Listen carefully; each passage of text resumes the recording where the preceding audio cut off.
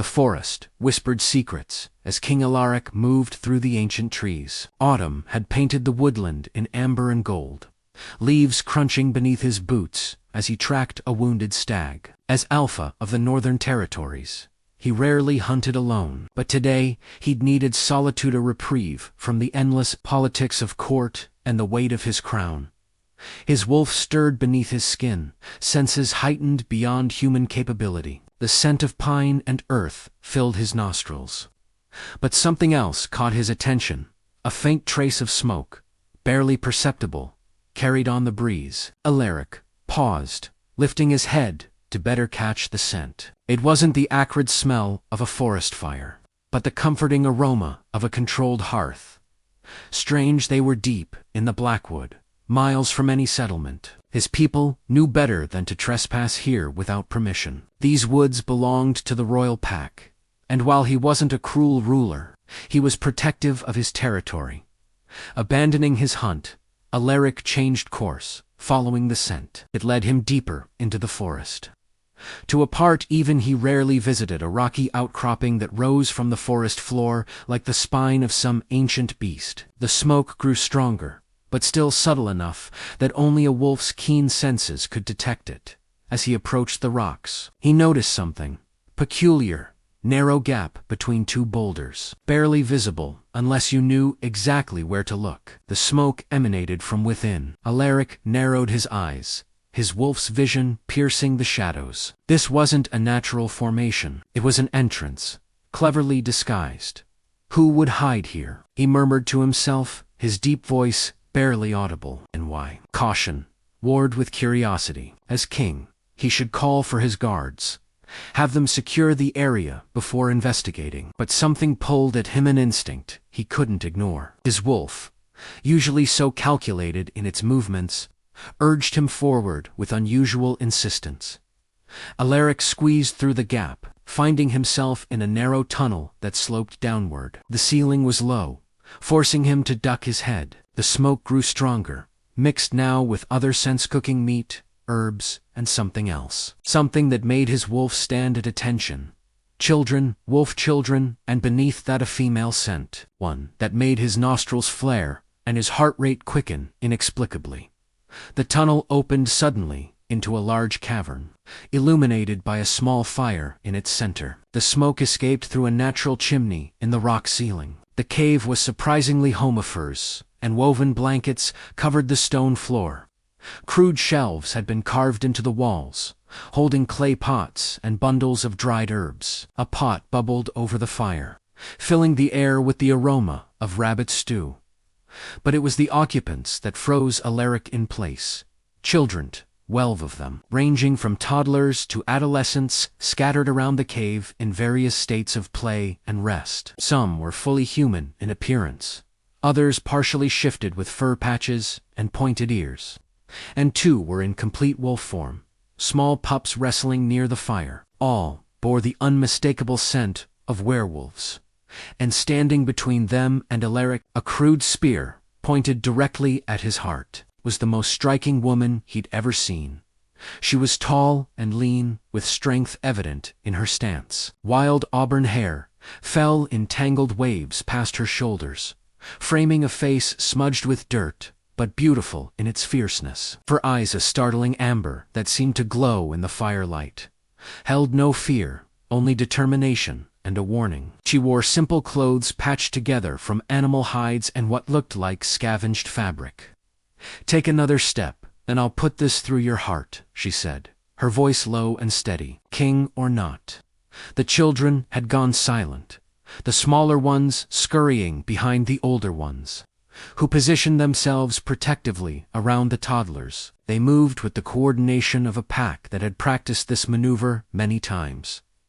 Alaric raised his hands slowly, showing he was unarmed. "I mean no harm," he said, keeping his voice gentle despite his shock. "I was hunting and followed the smoke. And now you've found us," she replied, not lowering her weapon. "What will you do with that knowledge, Alpha King?" The way she said his title, with a mixture of recognition and disdains, intrigued him. She knew who he was, yet showed none of the deference his position usually commanded. "That depends," he answered truthfully. On who you are and why you're hiding in my territory with 12 wolf children. A small boy, no more than 6, peeked out from behind an older girl. Is he going to hurt us, Luna? He asked, his voice trembling. Luna, the name suited her, wild and luminous. The woman Luna kept, her eyes fixed on Alaric. No, Finn, no one's going to hurt anyone.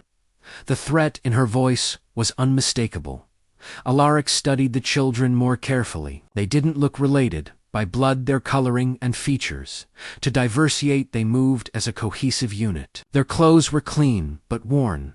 Their bodies thin, but not starved. And in their eyes, he saw a wariness that no child should possess. They're orphans, he realized aloud, from different packs. Something flickered across Luna's face, surprise. Perhaps that he'd deduced this so quickly. War orphans, she corrected, her voice hardening. From the border conflicts your father started, and you've done nothing to stop. The accusation stung, partly because there was truth in it. The northern territories had been at war with the southern packs for generations. A conflict Alaric had inherited, along with his crown, 3 years ago. Peace negotiations were ongoing, but progress was slow. The youngest is from your own pack, Luna continued, nodding toward a small girl with silver blonde hair, who couldn't be more than 3. Found her hiding under her dead mother's body when your soldiers raided a southern village last spring.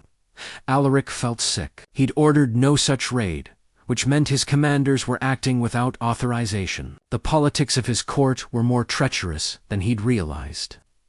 I didn't know, he said quietly.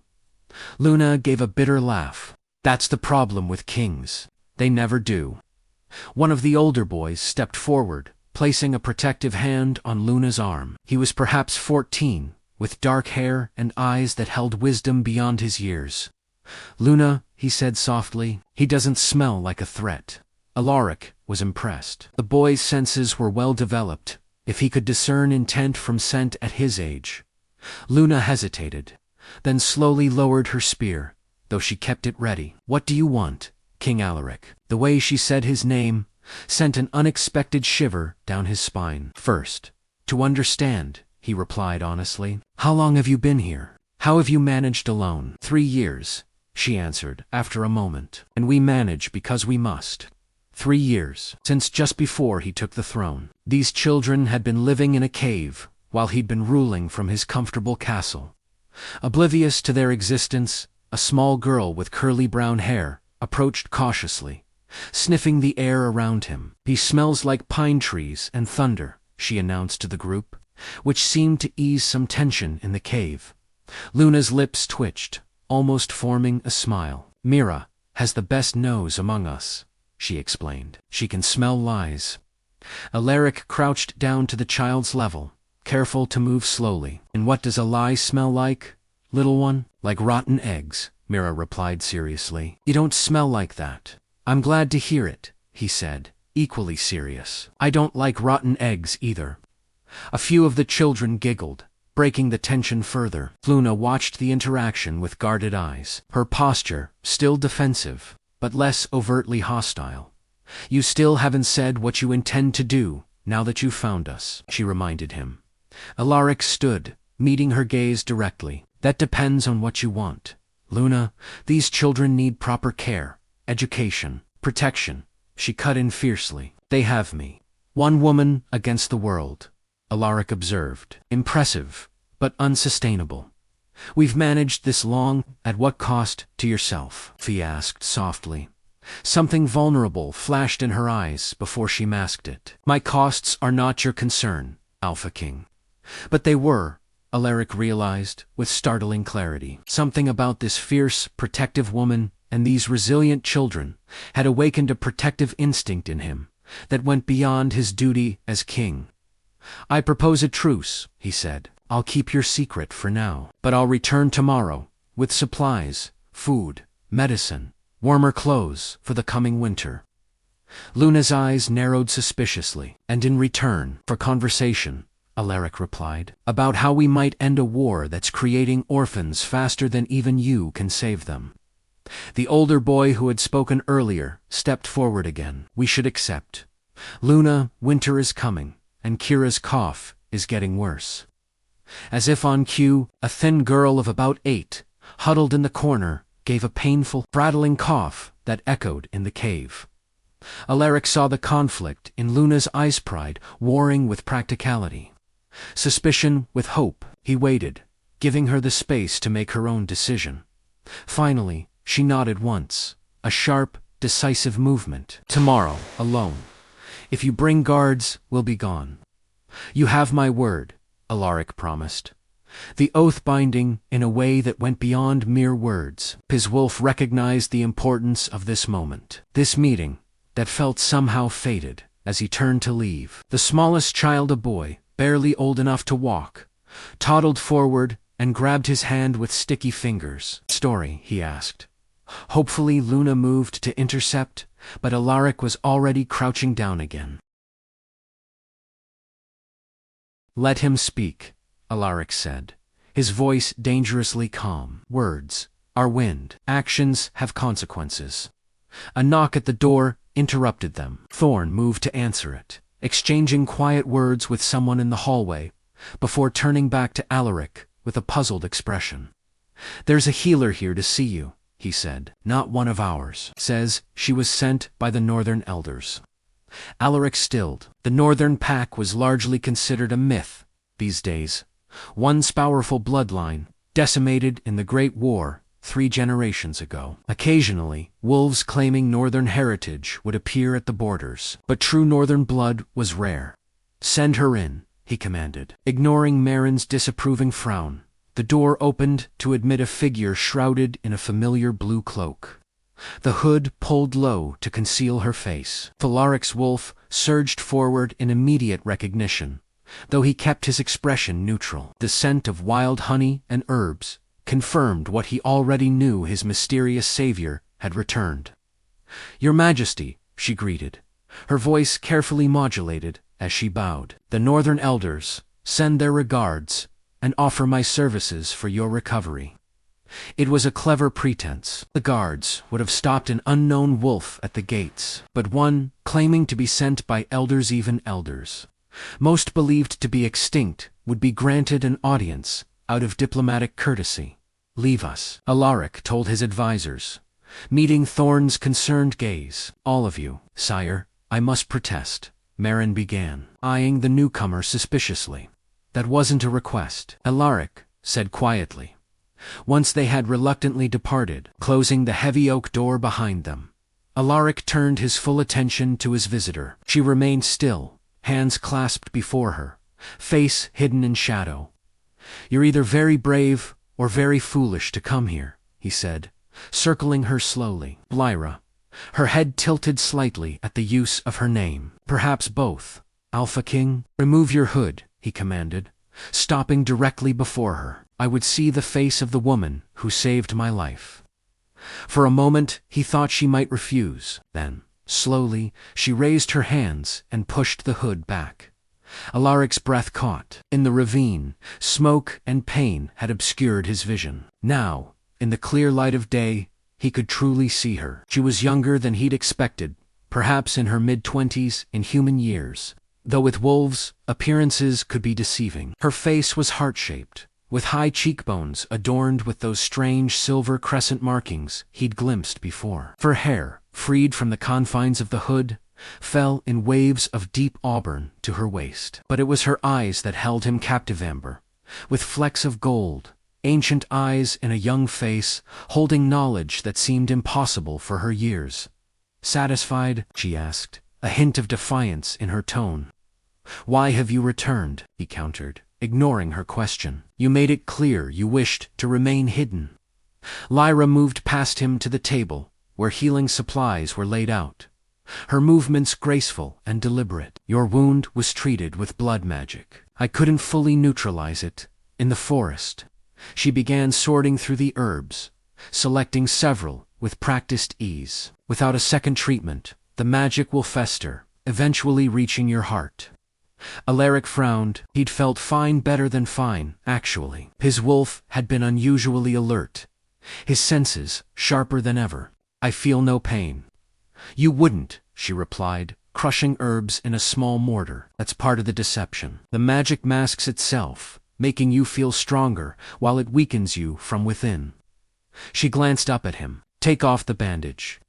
Reluctantly, Alaric unwound the linen from his torso. The wound looked nearly healed, but as he watched, dark veins began to appear beneath the surface of his skin, spreading outward from the injury like a spider's web. "Blood magic," Lyra confirmed grimly. "Designed specifically for you. An ordinary wolf would have died instantly from that branch. You were meant to survive long enough to bring the corruption back to your pack." "How do you know this?" Alaric demanded, his wolf growling at the implication of treachery. Lyra's hands stilled over her work. "Because I've seen it before, in the north." She met his gaze steadily. "My pack wasn't destroyed in battle, as your histories claim. They were decimated from within by this same magic." She approached him, a bowl of fragrant paste in her hands. "This will hurt," she warned. "The corruption must be drawn out completely." Alaric nodded once, bracing himself against the table. "Do it." Her fingers, cool and gentle, spread the paste over his wound. For a moment, nothing happened. Then pain exploded through his body, white-hot and all-consuming. His knees buckled, but Lyra's arm slipped around his waist, her strength surprising as she guided him to a chair. "Breathe through it," she instructed, her free hand pressed firmly over the wound. "Focus on my voice." Through the haze of agony, Alaric felt something else, a connection forming between them as her magic worked against the corruption. Images flashed through his mind. A snow-covered forest, stone circles beneath a full moon, bodies lying broken in crimson snow, a young girl with amber eyes, watching from hiding as her pack was slaughtered. Lyra's memories, her hand trembled against his skin, and he realized she was experiencing the connection, too, seeing his memories as he saw hers. The burden of kingship, the loneliness of leadership, the constant vigilance against threats, both external and internal. "You're fighting a war on too many fronts," she whispered, her voice strained, "and you don't even know who the real enemy is." The pain began to subside as black tendrils of corruption were drawn into the paste, which darkened and smoked slightly. Lyra carefully scraped it away, depositing the tainted mixture into a glass vial that she immediately sealed. "There," she said, her voice weaker than before. "It's done." Alaric caught her arm as she swayed slightly. "You've weakened yourself." A small smile touched her lips. "A fair exchange for an Alpha King's life, I'd say." Their eyes met, and something shifted between them, recognition deeper than words. A pull that had nothing to do with Alpha command or Omega submission, and everything to do with something far more ancient. "You're not just any Omega," Alaric said quietly, still holding her arm. "Those markings, your power—" "What are you—" Lyra stiffened, pulling away from his touch. "Someone who has already stayed too long." She reached for her hood, but Alaric caught her wrist. "The northern pack isn't extinct, is it?" he pressed. "You're hiding. Why?" "For the same reason your forest is burning," she replied, her eyes flashing with sudden intensity. "Because something is coming, Alpha King. Something that has hunted my kind for centuries, and now turns its gaze to yours." A knock at the door interrupted them. "Your Majesty," Thorn called, "the council has assembled. They await your presence." The Grand Council chamber of Silvercrest hummed with tension, its ancient stone walls bearing silent witness to what might become the most consequential gathering in centuries. 12 Alpha leaders from the surrounding territories sat at the massive oak table, their postures rigid, faces set in expressions ranging from concern to barely concealed hostility. Banners representing each pack hung from the vaulted ceilings, some worn with age, others newer, reflecting the shifting alliances of the Wolf Kingdoms. Alaric Blackthorn sat at the head of the table, his expression carefully neutral despite the chaos unfolding before him. A week had passed since Lyra had healed him, and though he'd ordered discreet searches throughout his territory, the mysterious Omega had vanished without a trace. The absence left his wolf restless, pacing within him, seeking something it couldn't name but desperately needed to find. 3 fires in as many months, and now reports of missing wolves along the eastern border. Darius Kane, Alpha of the Iron Moon Pack, was saying. His voice carried the practiced concern of a politician, though his eyes gleamed with undisguised ambition. With all due respect, King Blackthorn, your inability to secure your own territory raises serious questions about your fitness to lead the Alliance. Several alphas murmured in agreement, while others shifted uncomfortably. The division was exactly what Alaric had feared, and what someone was clearly orchestrating. The Grand Council chamber of Silvercrest hummed with tension, its ancient stone walls bearing silent witness to what might become the most consequential gathering in centuries. 12. Alpha leaders from the surrounding territories sat at the massive oak table, their postures rigid, faces set in expressions ranging from concern to barely concealed hostility. Banners representing each pack hung from the vaulted ceilings, some worn with age, others newer, reflecting the shifting alliances of the Wolf Kingdoms. Alaric Blackthorn sat at the head of the table, his expression carefully neutral despite the chaos unfolding before him. A week had passed since Lyra had healed him, and though he'd ordered discreet searches throughout his territory, the mysterious Omega had vanished without a trace. The absence left his wolf restless, pacing within him, seeking something it couldn't name but desperately needed to find. 3 fires in as many months, and now reports of missing wolves along the eastern border. Darius Kane, Alpha of the Iron Moon Pack, was saying. His voice carried the practiced concern of a politician, though his eyes gleamed with undisguised ambition. With all due respect, King Blackthorn, your inability to secure your own territory raises serious questions about your fitness to lead the Alliance. Several alphas murmured in agreement, while others shifted uncomfortably.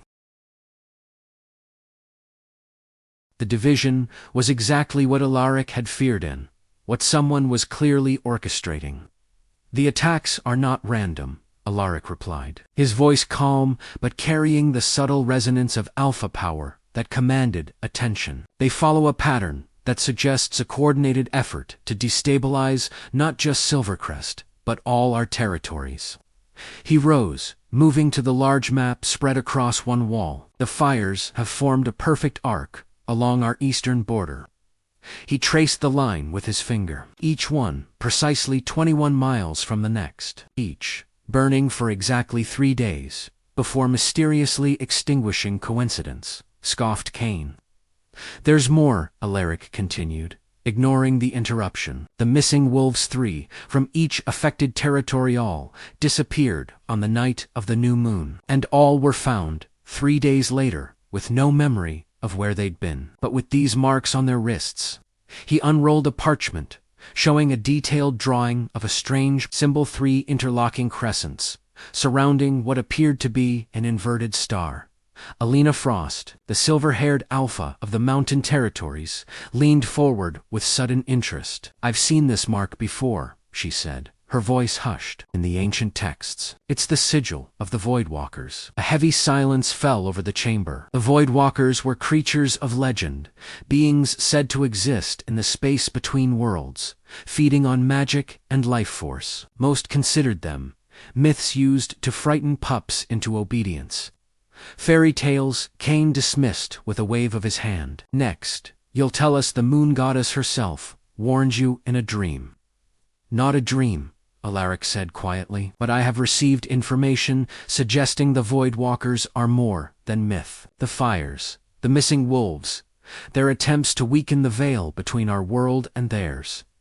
Information, Kane's eyes narrowed suspiciously. From what source? Before Alaric could respond, the massive doors to the council chamber swung open. All heads turned, as a procession entered 5 figures in ceremonial robes of deep blue, their faces lined with age and wisdom. At their center walked a 6th figure, smaller than the others.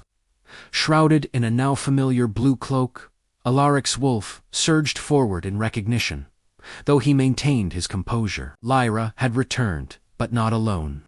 The Northern Elders gasped Alina Frost, rising to her feet. "It cannot be."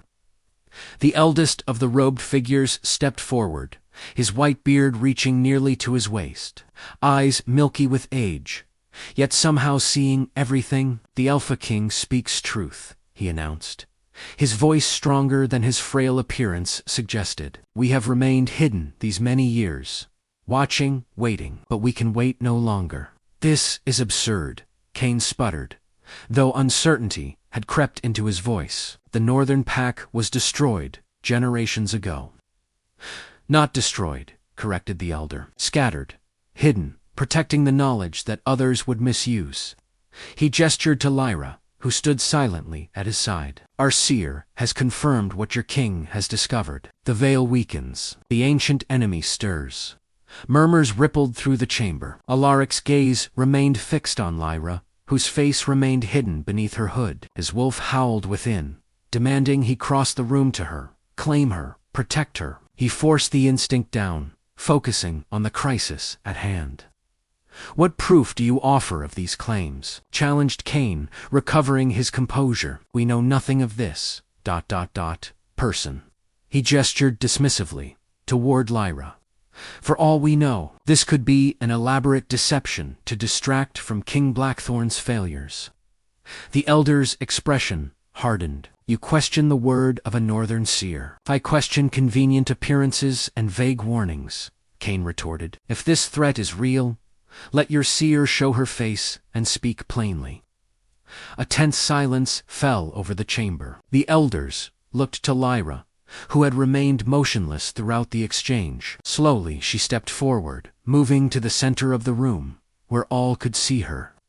"You demand proof, Alpha Kane," she said, her voice clear and strong. "Very well." With deliberate movements, she reached for her hood. The air in the chamber seemed to still, as if the world itself held its breath. Then the veil dropped. Gasps echoed around the table as Lyra's face was revealed. Not just her beauty, which was considerable, but the royal markings that now glowed with silver light against her skin. The crescents that framed her eyes extended down her cheekbones, branching into intricate patterns that spoke of ancient bloodlines and power beyond ordinary comprehension. "Lyra of the Northern Wolves," gasped an elder alpha from the Western Territories, the Omega Seer. Alaric felt his wolf surge forward in recognition, not just of her person, but of something deeper, connection foretold in the oldest prophecies of his line. The mate his ancestors had spoken of, who would come when the kingdom faced its darkest hour.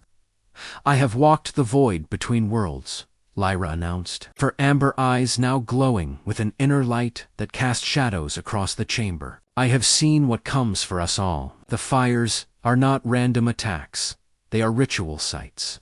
Points of weakening in the fabric that separates our reality from theirs."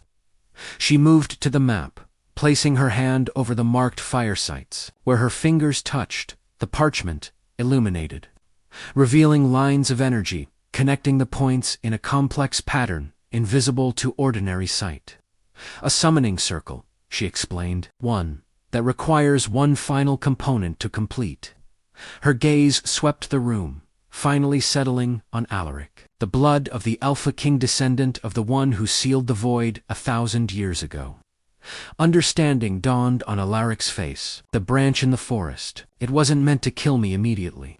Lyra nodded grimly. "It was meant to mark you, to taint your blood with void magic, so that when the final ritual came, you would be drawn to it unwillingly." "This is madness," Kane protested, though with less conviction than before. "Even if these Voidwalkers exist, why now? Why, after all this time?" "Because the celestial alignment approaches," one of the Northern Elders explained. "Once every 1,000 years, the barriers between worlds thin naturally. With the right ritual, they can be torn completely, and someone within our ranks works to ensure that happens," Alaric added, his gaze sweeping the assembled alpha. "Someone who has access to our territories, who can move freely without suspicion." Tension thickened the air as the implications sank in. "One among them was a traitor, perhaps more than one."